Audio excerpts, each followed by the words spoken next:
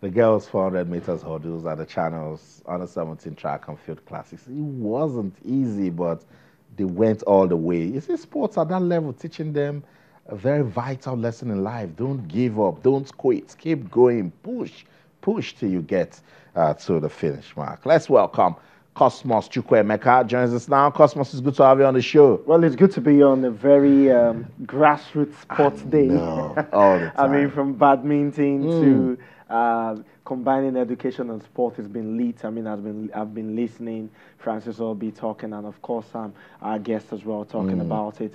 You know, mixing school education, very very important, and you know, it's a good thing that on this platform that is also very high in grassroots sport, especially with school. Yeah. And we could talk about this. And we're not just talking, we talk and do. Yeah, exactly. Those sounds, they're just, what are they doing? Hello, we talk and do, because it's very, very important. Very, very, very important. Yeah. You know, this morning, I was listening to Francis Obi, and he was talking in another platform, you know, where he talked about the fact that they need to take badminton back to the school, you know, back to the school. And it's nice that today, funny thing, he said that this morning, today, some other people are coming to actually set up a school curriculum with sports and education. Beautiful. And it's a good thing that there are international people that have seen the essence of sports, especially when it comes to school.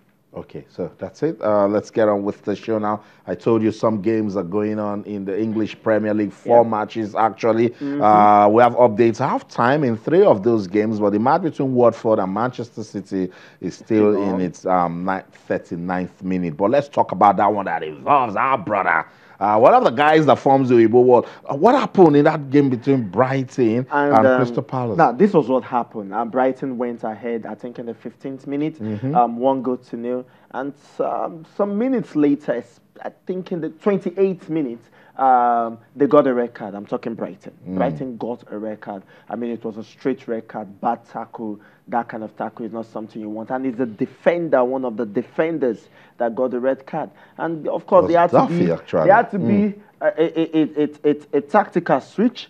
And Leon Balogun came in the 30th minute, and 30 seconds later, got a good goal. It says he announced himself. I mean, it was like the first goal in the Premier League, and it was a wow. It was a good volley from a set piece, and it went to the top corner, the top right corner of the post. It was a very good goal, and it's awesome. In the other game between, of course, it's 1-0 right now, Watford and Manchester City. Isaac Sussex is actually proving his mettle as well, but the Manchester City somehow not have a way to, you know, spoil it. And Brighton is 3 goals. They're leading 3 after the red card, after Leon Balogun's goal, they scored one more. They have scored one more, and they're leading Crystal Palace by 3-0. Wow. This is awesome. Of course, in that game between Bournemouth and Huddersfield, it's 2-1. In the game between West Ham and Cardiff City had a penalty, and somehow former Arsenal keeper Lucas Van Biaske of West Ham saved that one. So that's just a story about the English Premier League. It's been massive, and of course, 2 Nigerians are playing. One of them scored his first goal for in the Premier League ever, and I mean, it's awesome. It's awesome for Leon Balogun. That shows that we've got scoring defenders as well. That's right. So beautiful for Leon Balogun. That match between Watford and Manchester City. That's it. It's 2 Nigerians. 2 Nigerians are playing. Isaac Sussex playing against. So Leroy Sané just scored that goal for Manchester City. Let's see what Watford can do. That match is being played at the Vicarage Road. So let's see if they can get the support of their fans and come back to that one. Bournemouth 2, Huddersfield Town 1. That's in the English Premier League. Let's bring the discussion back home now. We are getting ready for the 19th edition of the National Sports Festival. So it doesn't have that vibe we normally get when the sports festival is coming. And you know why it's been quiet. The last time we had the sports festival was right here in Lagos, Eco 2012. But Delta State, they are not smiling, Cosmos. They said, look, they want to do well at the National Sports Festival. And so they did a send-off party for them. So the athletes there, the state government came out. This is what we're talking about. They've not given them 1 million each, but just to let people know that you care about them. this might just be the motivation they need to go ahead and do well. And don't forget that the last National Sports Festival in Lagos, they are the one that won it. Delta won it, and they have been winning competitions. I mean, whether the youth games, somehow they know how to motivate their athletes to win. Yes, so they had a same forth for them, and of course with the promise of each gold medal for ₦1 million. That is, you might say that it is not good to, promise monies and all those things, whatnot. But I think that's the only way they know how to motivate. They have understood that they want to make sport the bedrock of everything. I mean, you need to see it spiritually. They're preparing them. The government is preparing them as well. And apart from spiritually preparing them and preparing them with the best of preparation, because I understand that Delta State have been preparing their athletes for about 3 months. They are also preparing them financially as well. Yeah. And it's a good thing too. They have a good sports commission in place. Yeah. They've been doing so well. We love it. They need to do more. Let's go to Asaba, the capital of Delta State. The governor is there. Everyone turn out for the athletes going to the National Sports Festival. They say win a gold medal and you get ₦1 million. You are sent forth on behalf of Delta State, and you have to work hard with all commitment, with all courage, to make Delta State proud. And I believe that we cannot go behind. Every man prays to go forward. We can only pray, not just to win, but to win with more gold, because we want to make a statement. You are going. Probably when you come back, we'll discuss a lot of things. But for every gold medalist, ₦1 million.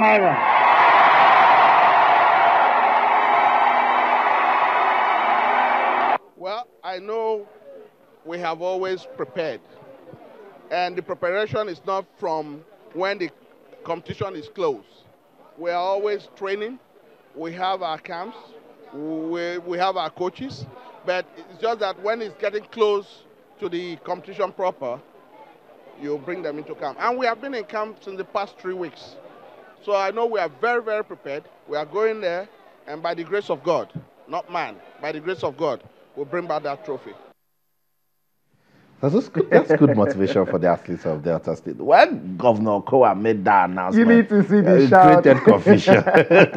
But it's good because you see, this is the best way to get states involved. See, you know what?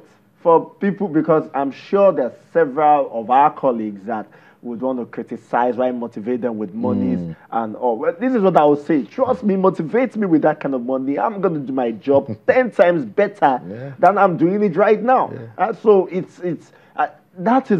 it is a motivation. I mean, recently at the African Women Cup of Nations, sorry, I'm digressing. Francisco Odega gave an interview that we are family members, so of course money will motivate us.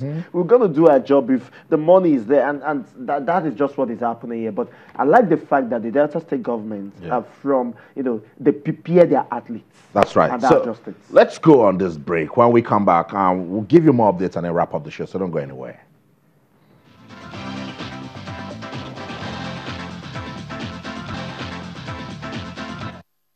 Welcome back, Sports Tonight, on your award-winning sports-loving channels television. We're taking a look at what's going down in our world of sports. We're monitoring the matches being played in the English Premier League. We just showed you that Delta State, they are ready for the 19th edition of the National Sports Festival. Governor Okowa says, go there, give the state a good representation.